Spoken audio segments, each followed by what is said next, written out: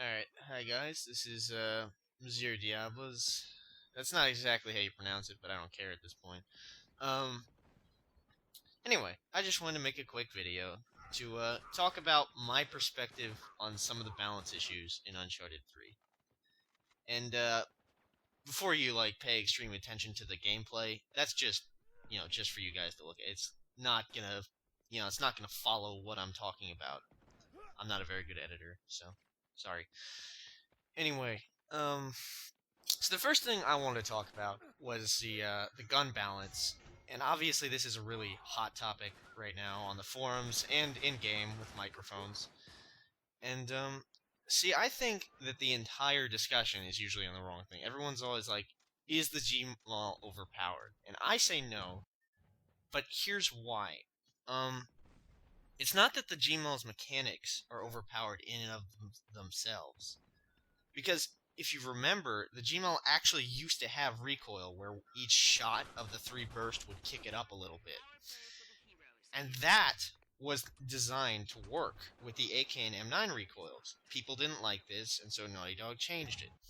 And I'm not against that. But here's the problem. If you're going to remove the new recoil feature from one gun, you should remove it from all of them. And so I think that the solution would be making the AK and M9 also not have the extremely weird false recoil cones. And that's what they are, by the way. You can't really justify this as their attempt to be more realistic because it doesn't function at all like a real gun kicks. For God's sakes, the AK-47 will kick sideways, it'll kick down a little bit sometimes. It's weird.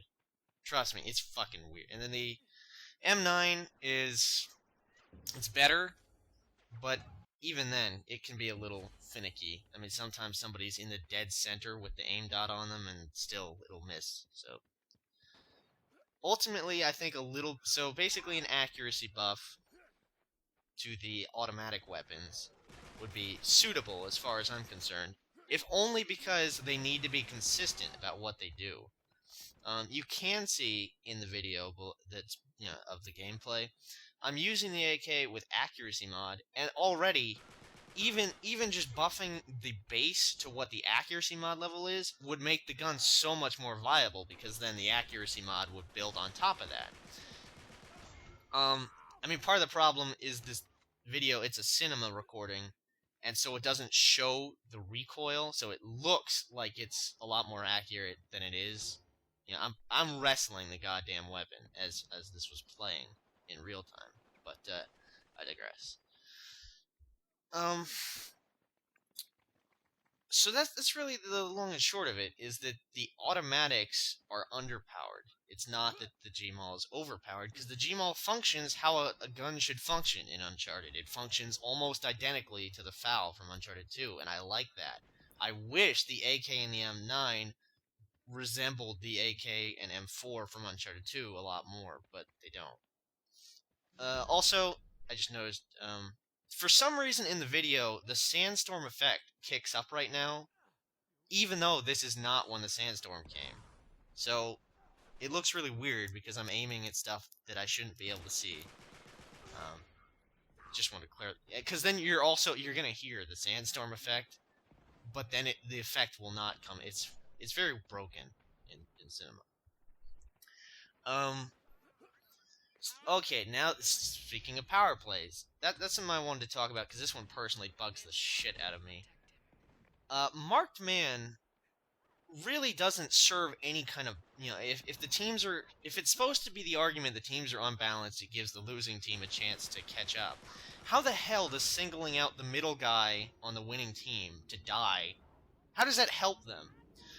Because if it's a good team, if it's like a party of 5, they will protect him, and in fact, they'll probably farm kills because the losing team will desperately be trying to kill him, so they'll be able to camp around him and just pick him off.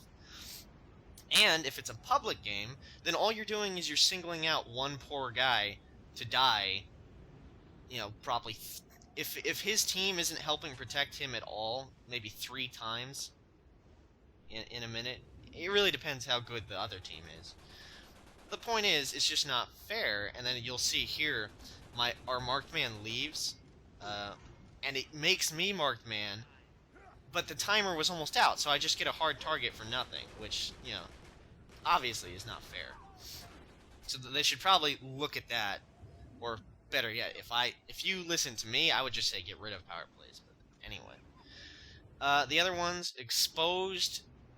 Exposed isn't too bad, although I still don't like how it's basically situational awareness for an entire team, and they can shoot and move while it's up. Like, you would think that with all the complaints about the booster, they wouldn't go out of their way to put so many variations of it in Uncharted 3.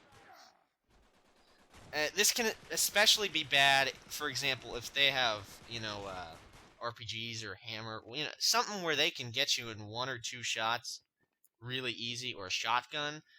Exposed is a nightmare, because I'm telling you, man, I have experienced the end of the receiving end of it quite a bit, where exposed goes up, and so you run around a corner RPG'd instantly, or quick boomed, or they're hiding there with a shotgun.